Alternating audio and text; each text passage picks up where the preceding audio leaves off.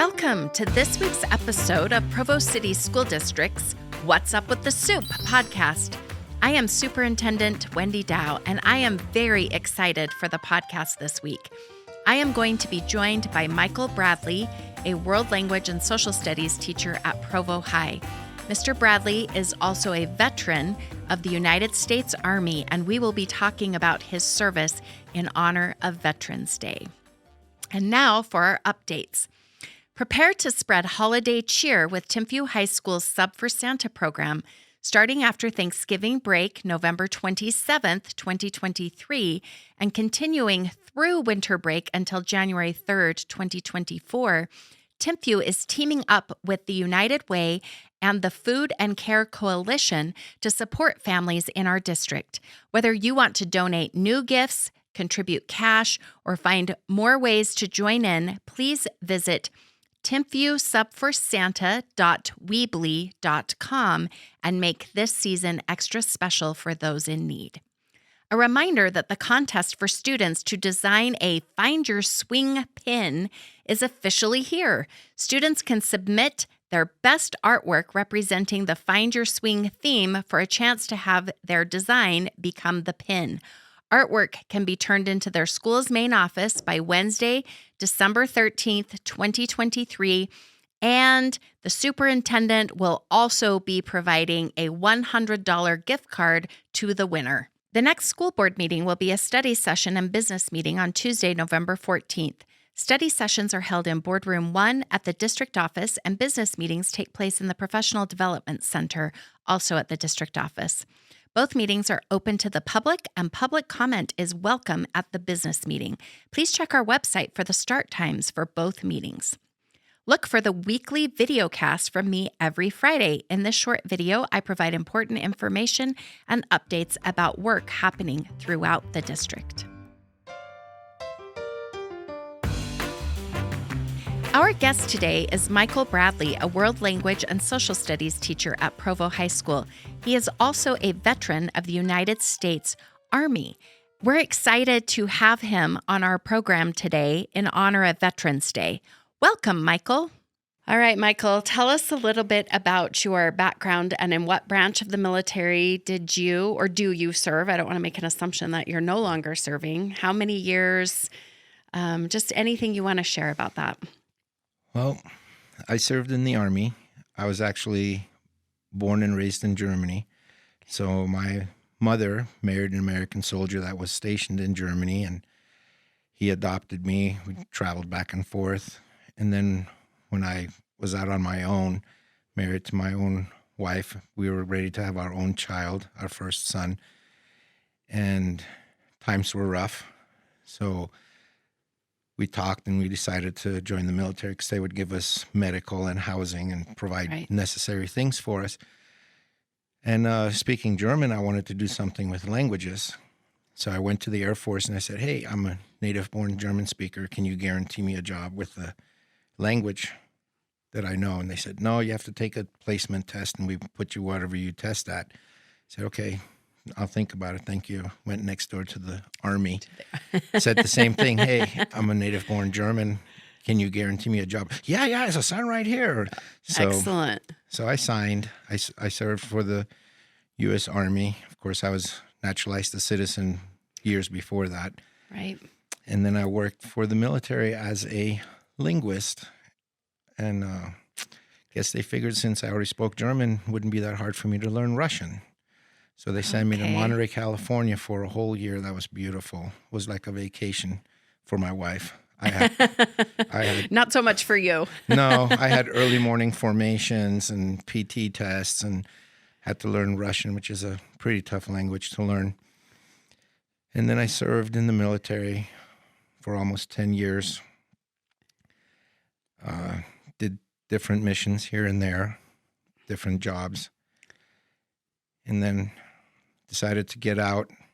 My last assignment was over in Yugoslavia with the Balkan conflict that was there. Wow.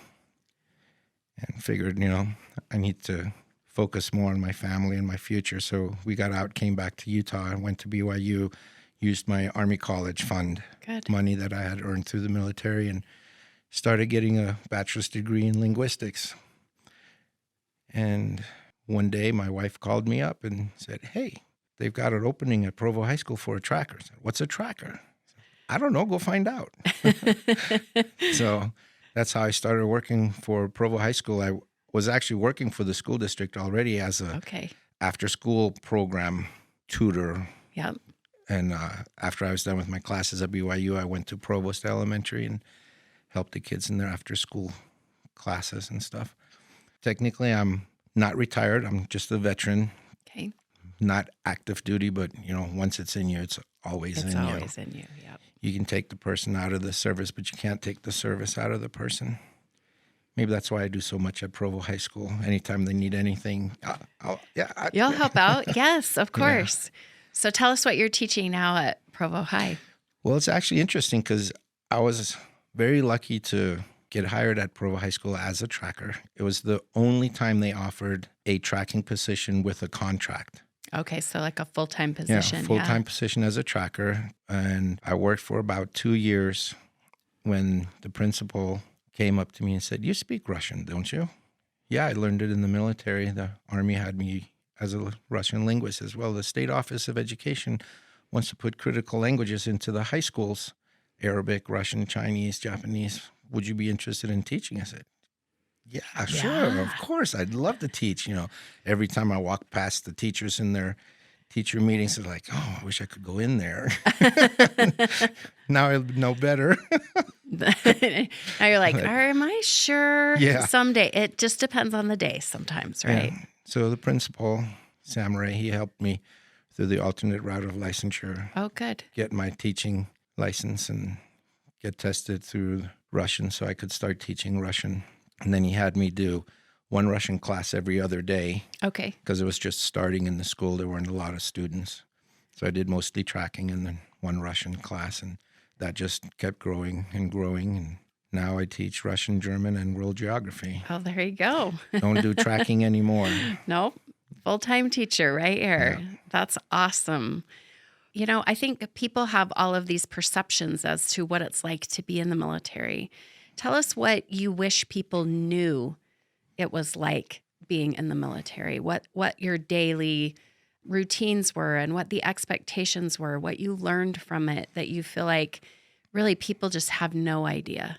Well, it's definitely not what people see in the movies. And even being a dependent before, because my stepfather was in the military and I saw what he went through, and it was definitely different. You have to show up for early morning formations. 6 o'clock, the flag goes up. So by 5:30, 5:40, you have to be ready to stand in straight lines. Very disciplined, very straight down, Still remember in basic training having to do push-ups because I didn't do things right.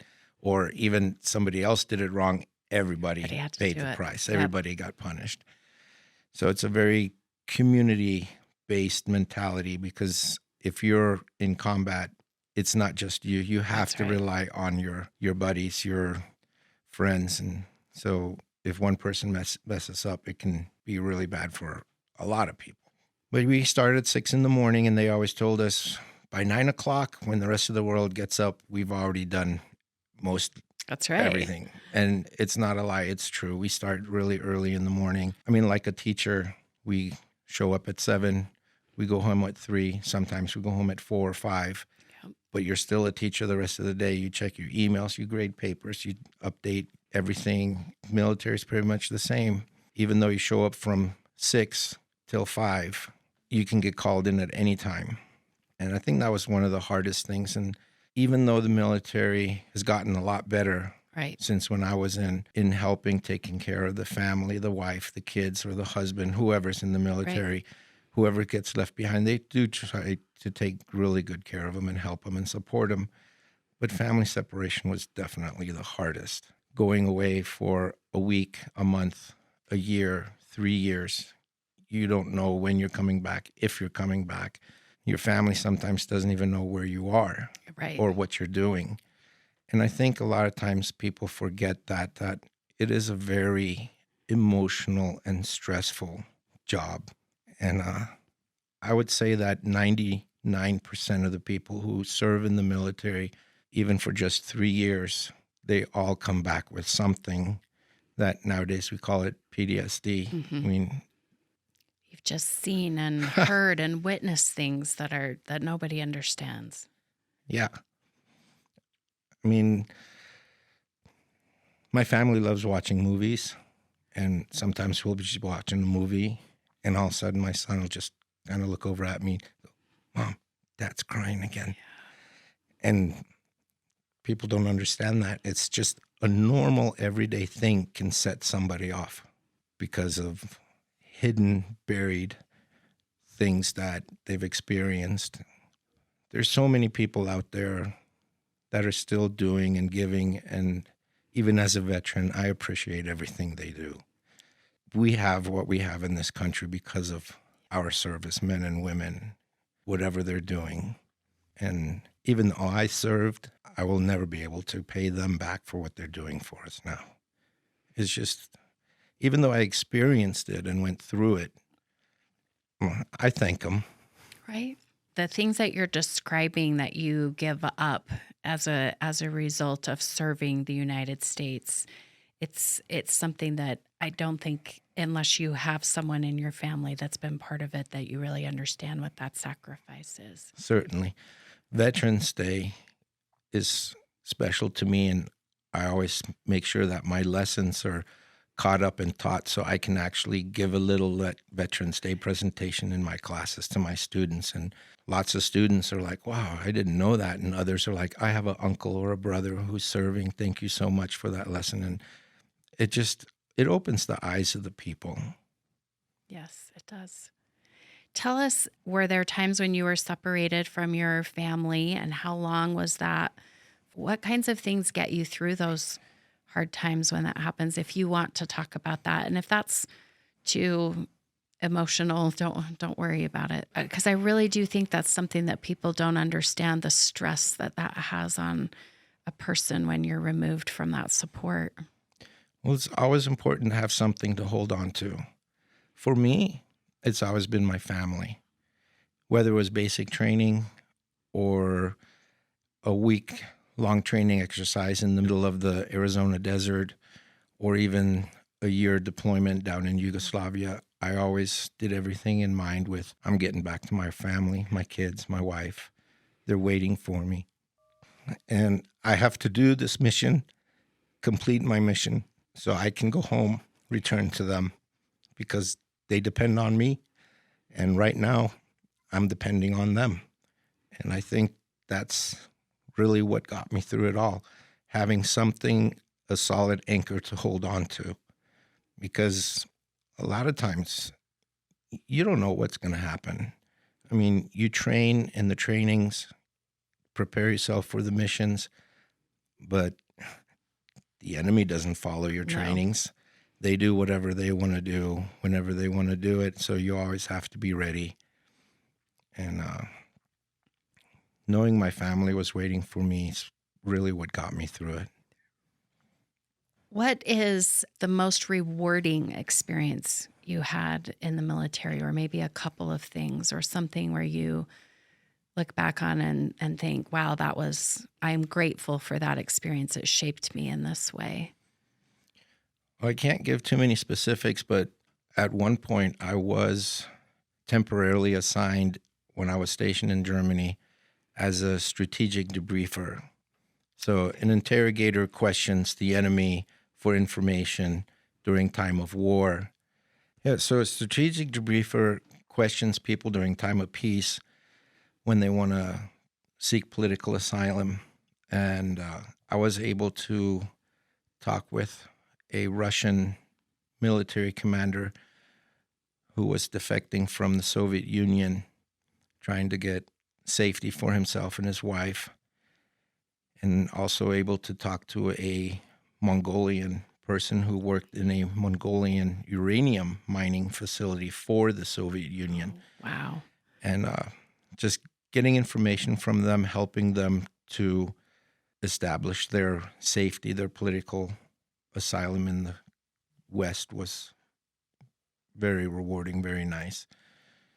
The other one that I would really say is, even though it was very devastating to see what was taking place and happening was being able to go to Bosnia after the Serbians had gone through and rampaged former Yugoslavia, ethnic cleansing on the Muslims and stuff, being able to reestablish peace and bringing safety and security to those places was definitely rewarding. Even though I was separated from my family, it was still nice to be able to do something for those people and bring them safety. And when we look at that part of the world now, it's like places people go on vacation, which is at that time, no way would people have done that. So there's a level of stability that's been brought there as a result of that. Yeah, it's definitely changed. When I was there with the U.S. military, driving down the street, you'd see a nice house. This house is half blown up. Next house is 50 caliber rounds shooting through the walls just because of a religious difference. Yeah, I remember when they did the Sarajevo Olympics and then they were going back and doing it was a news agency that was showing all of the Olympic facilities after that crisis, and they had just been completely leveled and devastated. So you witnessed all of that firsthand as to what was taking place. What was a frustrating experience that you had serving in the military? You've already described a lot of the hardships that are tied to it, but what is a frustrating part of that service? I guess it would still be the separation from family. I mean, missing birthdays, Christmases, things like that. Tell us how you coped with that. Like, what are the strategies that you used as a family to stay connected at those really important times? Well, again, the military does try to do its best to keep families together, even through deployments. There are missions that obviously can't. Yeah. You can't. For the safety of the soldiers, you just can't know where they are or what they're doing. But like when I was in Bosnia, I was there for a whole 1-year tour. I was going to miss Christmas and birthdays and whatnot. So we were able to communicate through email, through video chats and stuff on a regular basis with our families back home. My wife would put together care packages. She put a little felt Christmas tree in a box and send it to me, and I was able to hang it on the wall. Had kids draw pictures and stuff, and those are always nice. Military personnel definitely look forward to care packages, whether it's from their own families or just anyone. And there's lots of groups out there that actually provide care packages for service members on tours or missions or just on deployments, wherever. And those are really nice. People always say when you get a package from home, it's worth $1,000 or whatever. And it definitely is. I mean, just when mail call comes and you're like, yeah, you're there. I mean, a lot of people watch the old TV show MASH. Yes. And they're always there for mail call. Anything from me, anything from... And that's exactly what it was. People waiting for a letter or a package or anything from home. Do you feel like that's changed at all with new technology, or is that technology still kind of tied down because of the security of the missions that are often, that they're involved with? Again, it depends on the mission. I mean, I've been in places where there was absolutely no cell phone signals. And obviously I was in the military when cell phones were still just new coming out and stuff. But I had a platoon leader who had a cell phone, and they communicated with their family on a daily basis through their cell phone. And then when I was in Bosnia, I could send emails every day. So technology has definitely made it easier. And if you have your own personal cell phone, there's nothing that says that you can't text or whatever. Just make sure you don't text classified information or details that could put you in danger or your family in danger. But yeah, technology has definitely made it easier. That's good.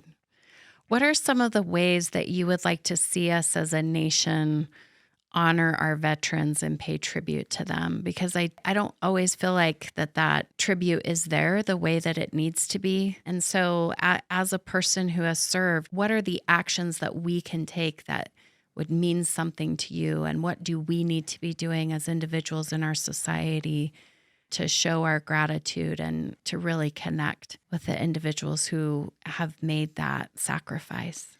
We've definitely come a long way. I remember when my stepfather was in the service, it was different. And I remember, I mean, I wasn't there, but I remember when people would come home from Vietnam. Yeah. People would spit on them and Yeah. throw stuff at them and stuff. And I've seen commercials, and I've actually experienced firsthand coming home from an assignment, traveling through a local airport in my uniform, carrying my military bags, and people just cheer, applaud. Yeah. That means a lot. That says a lot. And just doing things like that. I mean, when you see somebody in uniform, just say, hey, thank you for your service. That says a lot. I do a lot of home remodeling myself, so I spend a lot of time at Lowe's. They actually have designated veterans parking for veterans. Oh, there you go. I That didn't says know a that. lot. Yeah. Yes, it does. And they'll actually decorate it on Veterans Day and stuff. That says a lot. And then when you go someplace where they give a special discount for military or veterans, and you say, hey, I'd like to use my military discount, and say, oh, thank you for your service. Those things, those are priceless. Right. Those things are awesome. Those are important ways in which we recognize everything that this entails, right? The separation from family, the hard work, all of those pieces that come together. In what ways did serving in the military, serving the United States of America, how has it influenced your attitudes and feelings about our country? Well, growing up in Germany, I've always wanted to come to the States. I always kind of wanted to live in America. America was always portrayed through the movies and everything as this great land, this place of freedom, and it definitely is. Having lived here for most of my life now, it definitely is a place of opportunity and a place where you can achieve your dreams, your goals. Serving in the military, I would say, has definitely made me respect the flag more. Yeah. It means a lot more to me now than it ever did before. I was willing to, when I was in the military, give my life for this country, and I would probably still be willing to if the need came. There's just, having been throughout the world on military missions and assignments, seeing the hardships, the struggles that people have, even just to go to school and get an education or go to the store to buy groceries. Is it going to be safe? Is there going to be a car bomb that's going to blow up? Or back in the Yugoslavian struggle, is there going to be a sniper on the roof that's going to shoot me as I'm just trying to buy milk for my children? I mean, we don't have those fears. We don't have those problems. It definitely makes me respect this country, the freedoms, the rights that we have here, and makes me wish that we would just all be willing to spread that throughout the world and give that opportunity to everybody. But it definitely does take sacrifice to achieve that. Agreed. And I think you've brought up such an important point about, yes, are there always things that we can make better in our society, but all of the examples you've given are like, we have no idea in so many cases of how fortunate and how blessed we are to be in our country. Yeah. I mean, we have people in our school district that come from places like that, Yes, that's who right. have left their homes, whether Latin America, Asia, or Europe, who have those kind of fears and those problems. And sometimes we don't realize we have people who have experienced those things right here in our own schools. That's right. I was at Wasatch Elementary last week, and I was asking the kids what they were grateful for, and one of the students said, I'm just grateful, like, I have a beautiful building to go to a school in, and it just made you take pause. Like, there are kids that go to school outside or that don't have those opportunities. It's pretty incredible what we do have access to here. So, what advice would you give to those who are considering service in the military, especially your high school students who are like, yeah, I want to join the Army or the Air Force, or what kinds of things would you want to share with them? It's definitely a life-changing event to serve. And I would always tell them, remember that the people you're going to encounter, they're people just like you. Many times people do things because they don't know any better. And it's not like it was in the past where I'm going to go kill myself a commie, Mm-hmm. Right. We're all people.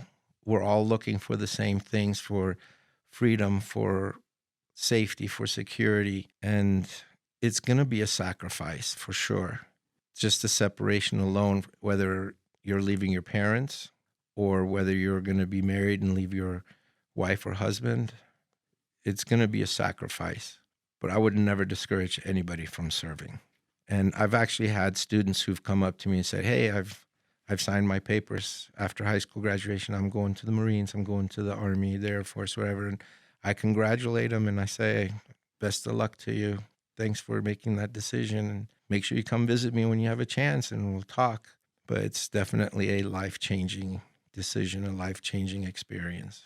Yes. And I appreciate too that you're saying I would never discourage anyone from doing this. Like just even the sacrifices that you're making, that's worth it, is what I'm hearing from you in the end, that you're grateful for that too. Yeah. And as much as it still was a huge sacrifice there.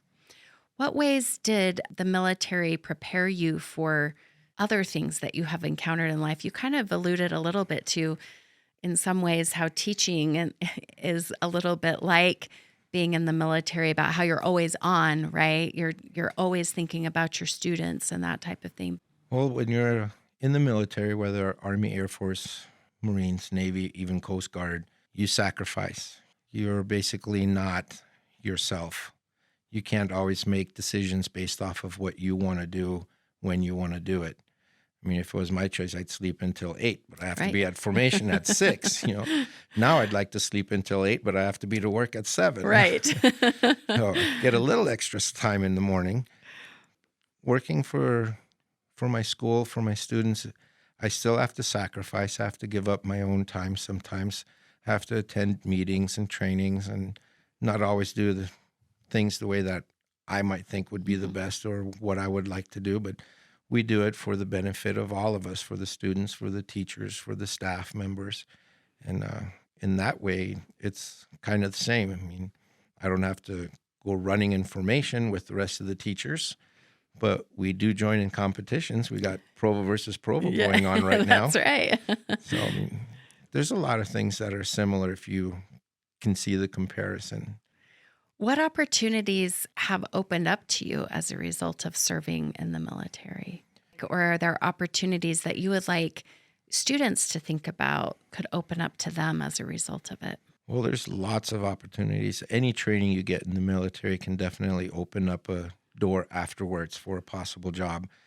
The reason I got to be a teacher is because I learned Russian through the military. Never thought that learning Russian for the Army would help me become a teacher, but it did. Definitely when you serve, you can request to have the Army College Fund program for yourself, which will help you pay for college afterwards. I mean, when I went in, it was $25,000. I'm pretty sure it's a lot more now. Yeah. College is a lot more expensive. It is. But I mean, even $25,000 for schooling can go a long way. Yes. Language training to be a teacher, become a mechanic for the military. If you want to be a mechanic in civilian life, you can go through medical training, become a dentist or a doctor for the military, and then bring that over into civilian life after. So there's lots and lots of opportunities. I feel like the military teaches you a lot about leadership, collaboration, learning to work as a team, fulfilling a mission, and you're persevering, right? And you have all these really great plans as to how this is going to go, and it never goes that way. And so being able to kind of be creative and think on the spot and get everyone together to do that, those are really important skills that I think everybody acknowledges. Beyond that.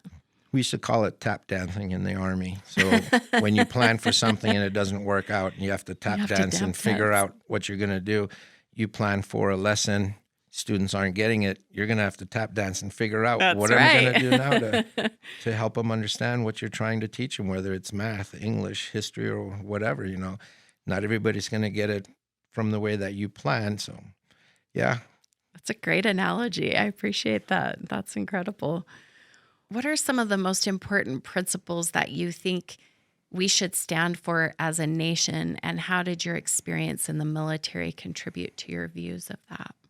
What we have at Provo High definitely sums it up with integrity, diversity. I mean, we all come from different places.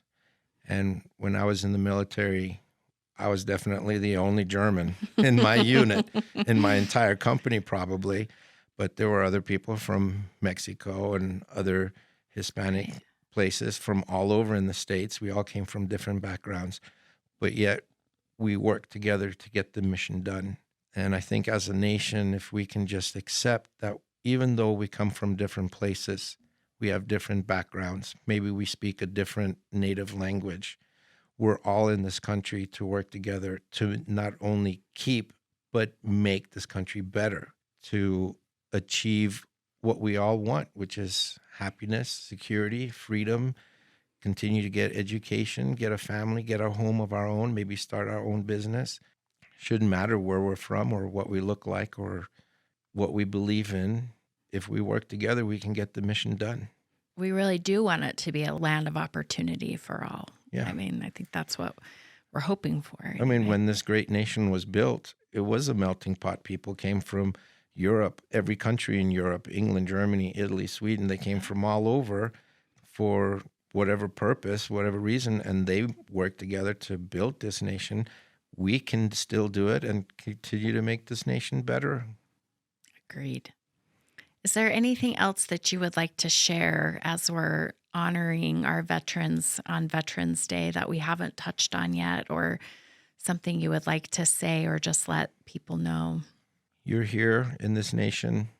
We've got people sacrificing to allow you to be here, to have the freedoms that you have. Respect them, thank them, work with them to keep it great, and together we can just continue to move forward. Yes.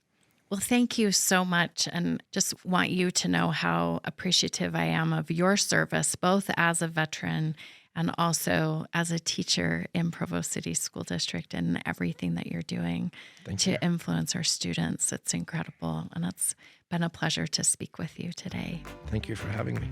Thank you. Thank you for joining me for this week's episode of What's Up with the Soup. As always, all episodes will be posted on YouTube, the district website, and wherever you get your podcasts. If you have any topics or questions you would like us to discuss on the podcast, please email us at podcast@provo.edu. We have been getting some great suggestions, so keep those coming.